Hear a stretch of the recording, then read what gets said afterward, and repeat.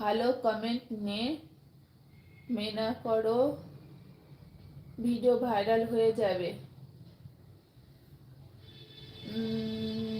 আমার আমার আমার শখ কি একটাই, আমার শখ হলো ভালো ভালো এডিটিং করব, ভালো ভালো ভিডিও বানাবো, আম, যেটা শখ আছে সেটাকে মেটাবো, এটাই। আমার ভাইরাল হওয়ার কোনো শখ নেই।